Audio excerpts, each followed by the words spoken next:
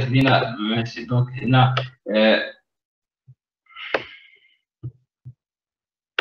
باردون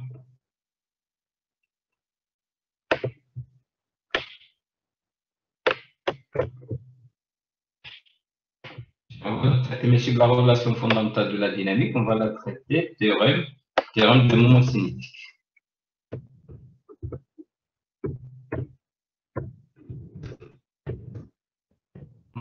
Qu'est-ce qu'il dit théorème de moment cinétique? Dans ce cas, je nous parle des forces. Je nous bilan des forces. Quel est le poids, quelle est la tension? Qu'est-ce qu'il dit théorème de moment cinétique? Déjà, il y a théorème de moment cinétique. Qu'est-ce qu'il dit? Dérivé et le moment cinétique du poids matériel M par rapport à R est égal à la somme des moments des forces extérieures. Donc, je vais calculer le moment cinétique parce que le point O, il effectue des oscillations autour de l'axe O, c'est-à-dire autour du point O. Donc, je dois calculer le moment cinétique du point M par rapport à O. À toi, c'est égal le moment cinétique du point M par rapport à O. Est-ce que je vais noter LOM, à toi, c'est égal? Oui. Quelqu'un peut me dire à toi, c'est égal?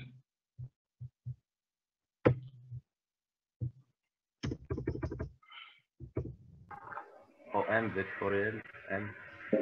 Donc, on va écrire. On va écrire très bien. Donc, LOM à toi est égal à M.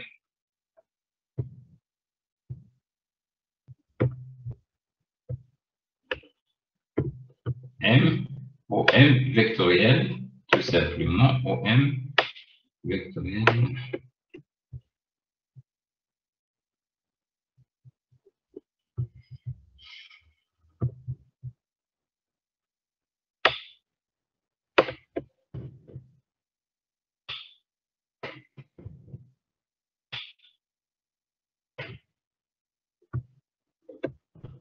C'est bon? C'est clair. C'est bon? Donc, LOM à toi égal. Donc, je reviens ici. Donc, LOM à toi égal. C'est toujours M. Pardon. C'est M. Le produit vecteur à toi égal OM. À toi égal OM. C'est la base. OM à toi égal. C'est égal à L. Suivant. Euro. Suivant euro. Très bien. Suivant euro.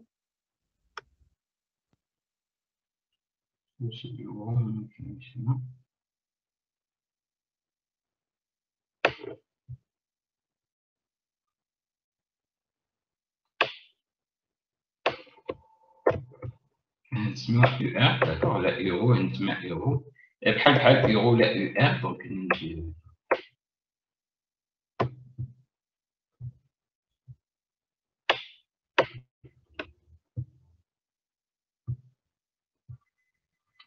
Vectoriel quoi?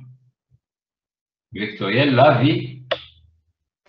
vitesse, c'est ça? Oui, monsieur. Et toi, tu égales la vitesse de M par rapport à R. Oui. Toi, tu égales à. C'est ça, la dérivée. Donc, c'est la Dérivée de OM. C'est ça. Donc, c'est la dérivée, toujours, je parle de la définition. Donc, c'est la dérivée et le vecteur OM.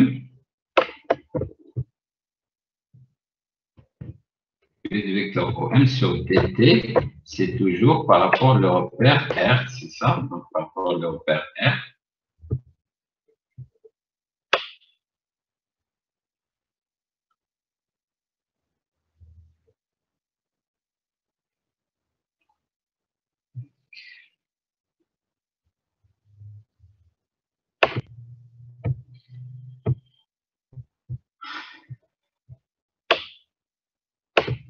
Pas évident d'écrire avec cette unitaire, donc par rapport à R. R, toi, t'égales ça. Normalement, toi, t'égales ça. C'est dérivé de OM par rapport à R. À toi, t'égales ça. C'est toujours L parce que OM est égal à L. C'est L, oui. Dérivée de euro sur dt. Theta point U. Delta point, il ne faut pas oublier delta point, d'accord? Donc, L delta point, donc c'est delta point, parce que c'est delta point. Donc, L delta point, et suivant quoi? Suivant U delta. Très bien, donc U delta.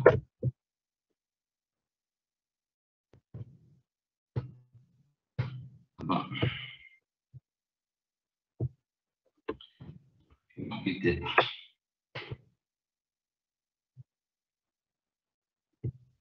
C'est bon, donc c'est L delta point suivant U delta.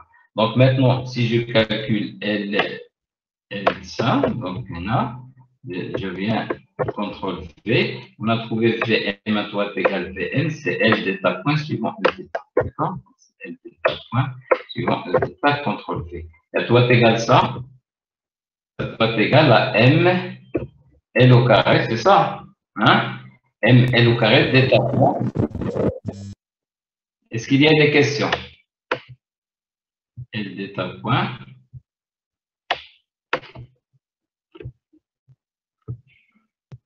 L au carré, et c'est delta point. Et suivant quelle direction? Oui, le produit vectoriel, suivant quelle direction? Très bien. Suivant parce que U rho U delta, ça donne UZ. Est-ce que c'est clair? Oui? C'est pas clair? Hein? Je à la base. C'est clair? Je la base, il faut savoir, quand je fais un produit vectoriel, je sais une base. J'ai la base U rho U delta. Je le troisième vecteur. C'est quoi le troisième vecteur? C'est UZ. Comment avec UZ par rapport à U rho U delta? C'est un vecteur perpendiculaire, c'est-à-dire c'est un vecteur sortant. Donc la base orthonormée directe, il y a U rho U delta. Donc le produit vectoriel U rho U delta, c'est le vecteur perpendiculaire à U rho U delta, c'est UZ. D'accord? Donc maintenant, j'ai trouvé le vecteur moment cinétique. Ça, c'est le moment cinétique de M par rapport le moment cinétique de M par rapport à R. Maintenant, qu'est-ce qu'il dit théorème de moment cinétique? La dérivée, c'est ça la DS. Donc, la dérivée de moment cinétique. Dérivée de moment cinétique, c'est ça. Donc, théorème de moment cinétique. Donc, si je fais théorème de moment cinétique,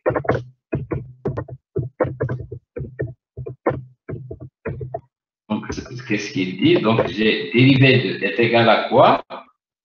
Est égal à quoi? Est égal sigma des moments des forces extérieures. D'accord? Donc, sigma des moments des forces extérieures. Donc, c'est-à-dire, c'est le moment de la force de poids, le moment de la force de la tension, de fil. D'accord? Donc, c'est-à-dire, c'est OM.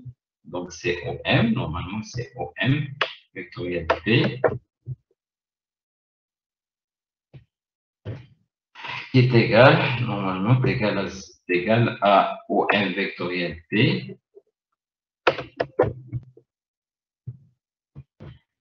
Vectoriel P.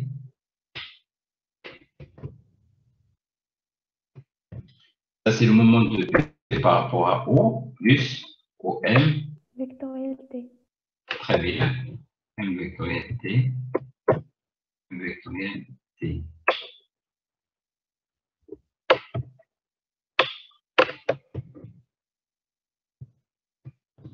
À toi égal, d'abord à toi égal au M vectoriel T. Moment, à toi égal au M vectoriel T.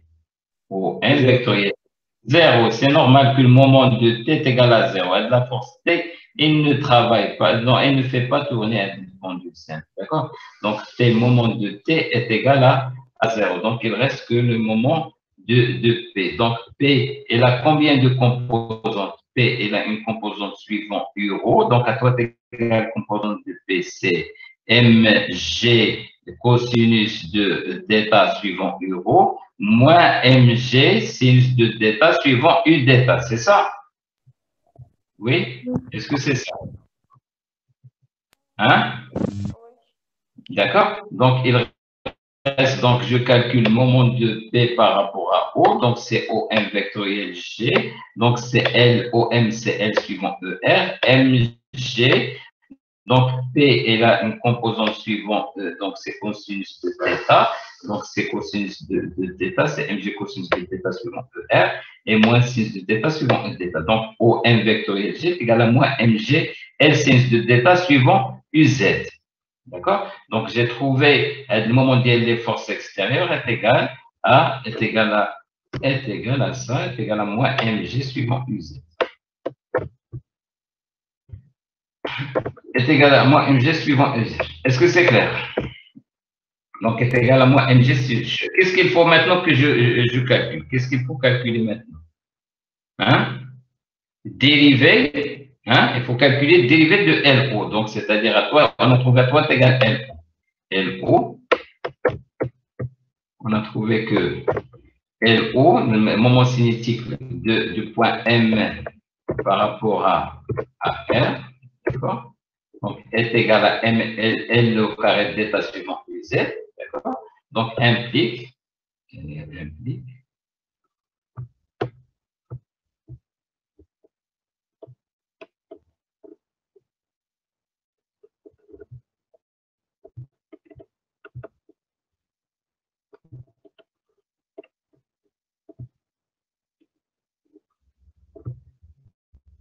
que dérivée de LO par rapport à R, à toi est égal dérivée de ça. À toi est égal dérivée de ça.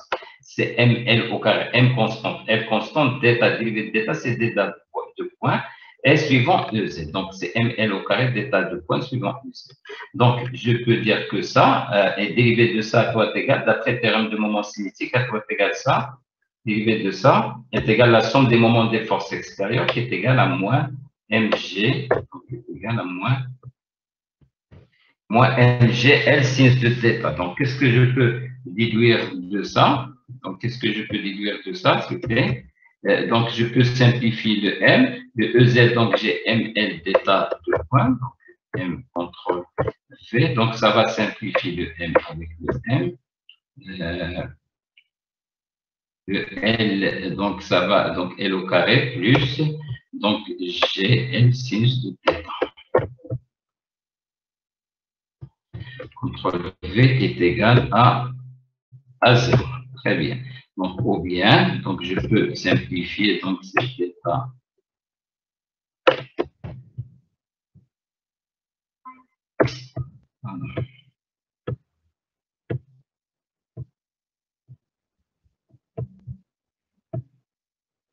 Donc, plus mg.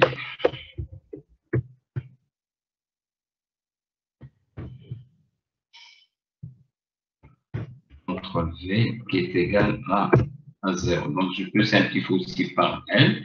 Donc, ça devient contrôle C, contrôle V. Donc, je simplifie par L ici.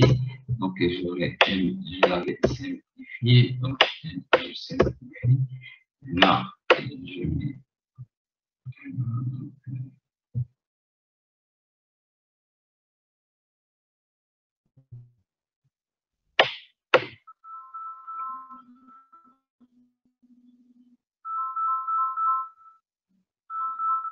وعليكم السلام. لاباس بارك الله فيك. Oui, ça va, نحكيش لاباس. صافي شكرا لك. صافي يعني تقدرش على شكرا.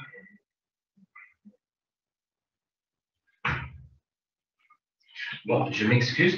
Donc, je trouve d'état seconde couché sur S6 de d'état égal à ça. Qu'est-ce que vous remarquez? On trouve la même équation horaire du mouvement qu'on a trouvée en utilisant le principe fondamental de la dynamique. Donc, comme on a étudié le système, en utilisant cette fois le théorème de moment cinétique. On a calculé le moment cinétique qui est la masse M par rapport au point O. On a calculé la somme des forces des moments de force extérieure par rapport au point O, et on a cité le théorème de moment cinétique, c'est-à-dire que la dérivée, donc la dérivée du moment cinétique, la dérivée du moment cinétique par rapport au temps est égale à la somme des moments des forces extérieures, et on trouve la même équation horaire du mouvement qu'on a trouvé en utilisant le principe fondamental de la dynamique. Est-ce que c'est clair?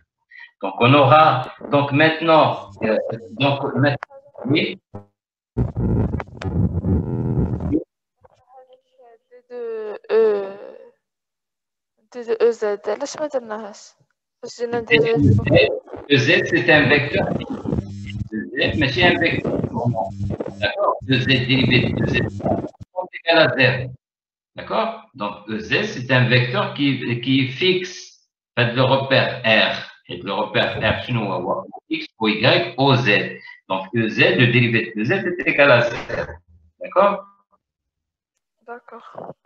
D'accord? Donc, on va voir qu'il y a 3 méthodes et parfois on les donne tous les 3 pour traiter un exercice de mécanique du poids. Soit en utilisant le principe fondamental de la dynamique pour trouver les inconnus en faisant la projection de l'équation du principe fondamental de la dynamique, trouver les inconnus, soit la réaction du support, soit la tension de fil, et aussi pour trouver l'équation horaire du mouvement. Soit la deuxième méthode, c'est l'utilisation des théorèmes de moment cinétique, en disant que, en calculant le moment cinétique par rapport à un point, et en disant que la dérivée du moment cinétique est égale à la somme des moments des forces extérieures, et je retrouve les mêmes inconnus, c'est-à-dire ce qui est demandé, d'accord, soit la tension, soit la réaction du support, soit l'équation horaire du mouvement. La troisième méthode, ce qu'on va voir par la suite, c'est l'énergie, d'accord? C'est-à-dire en utilisant le théorème mécanique, le théorème de l'énergie mécanique, conservation de l'énergie mécanique, on retrouve aussi la même chose, d'accord? Donc ça, c'est les 3 méthodes qu'on va utiliser pour étudier la dynamique d'un point matériel. Est-ce que c'est clair? Oui? Monsieur, Oui? s'il vous plaît, j'ai pas compris avec produit vectoriel OM à P. Très bien. Hadi, c'est justement, c'est pour le calcul de HSP. Prenez le produit vectoriel, Hadi, normalement, contrôle C. Le moment, pardon.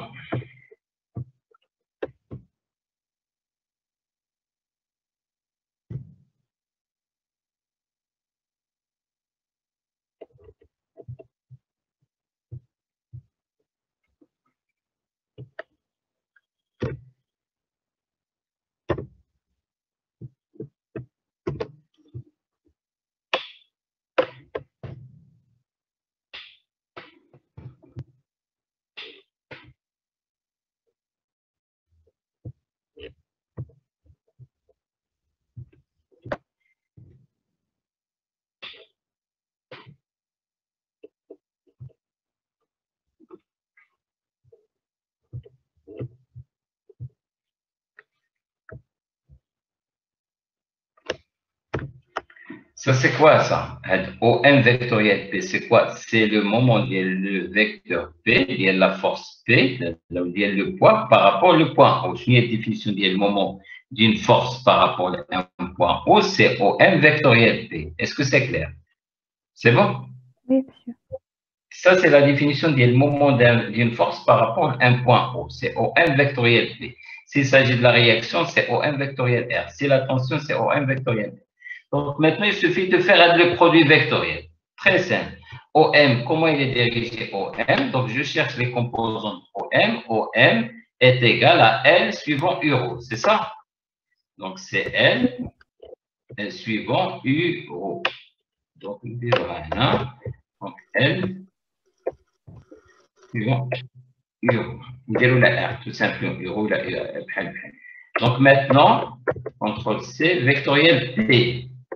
Bien sûr, pour effectuer le produit vectoriel, il faut exprimer P dans la base U rho U delta. Quelle est la composante de P dans la base U rho U delta? C'est quoi? Donc, ça sera quoi sa composante suivante U rho? C'est mg cosinus de delta.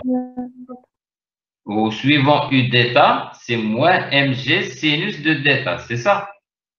Oui. D'accord? Donc, c'est moins, donc c'est mg cosinus de delta suivant U rho, donc vectoriel mg, donc mg, vectoriel p, il faut l'exprimer, c'est mg, donc c'est mg cosinus de delta, c'est Suivant quoi? Suivant quoi? U, UR, YAC, CTRL V, moins, MG sinus θ. donc j'ai mis les MG en facteur, donc MG sinus de θ. Et suivant quoi? On a de vérifier pour ne pas se tromper. Donc, il a une composante MG cosinus de θ moins MG cosinus de θ suivant U θ. Très bien.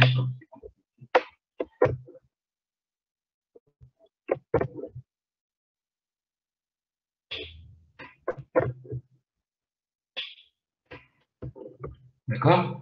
Et là, je peux faire maintenant le produit vectoriel facilement. D'accord? Donc, je fais le produit vectoriel. Donc, à toi est égal le moment de ça. Donc, est égal CTRL-C. Donc, CTRL-V est égal. Donc, ER vectoriel ER, ça fait combien? 0. 0. Donc, je fais le L. Donc, je sors les scalaires. Donc, il y a le MG, CTRL-C, V. Donc, ER vectoriel ER, c'est 0. ER vectoriel EΔ. EZ. ER, hein? ER EΔ, c'est EZ avec le moins. J'ai moins. Donc, et c'est sinus de θ. Sinus de θ. C'est UZ. D'accord? Donc, c'est UZ. Est-ce que c'est clair? Oui, monsieur, merci. D'accord? Donc, moi, MG de L1, MGL, sinus de θ suivant UZ. Donc, ça, c'est le moment de vecteur P, qui est le moment de vecteur P ou le vecteur R ou le vecteur T, toujours à la même définition. C'est le vecteur position, fait qu'il y a le point d'application vectoriel, le vecteur. C'est le produit vectoriel, le vecteur position, mais le vecteur R. Il y a le moment d'un vecteur par rapport à un point. Est-ce que c'est clair? Oui, monsieur. Merci. D'accord?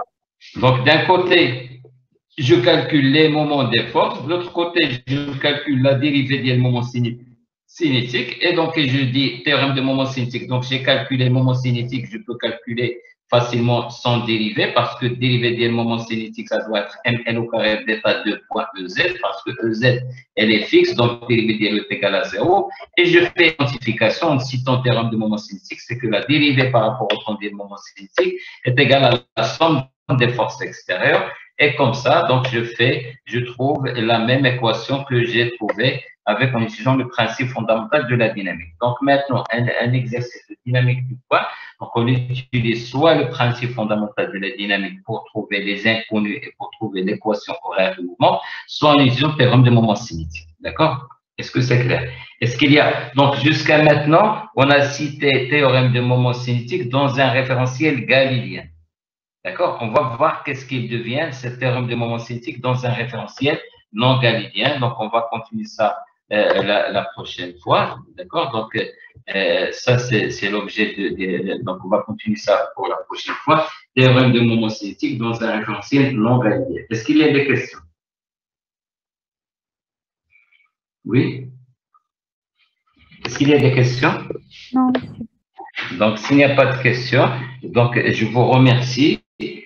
Donc, je vous souhaite donc bonne chance. Vous faites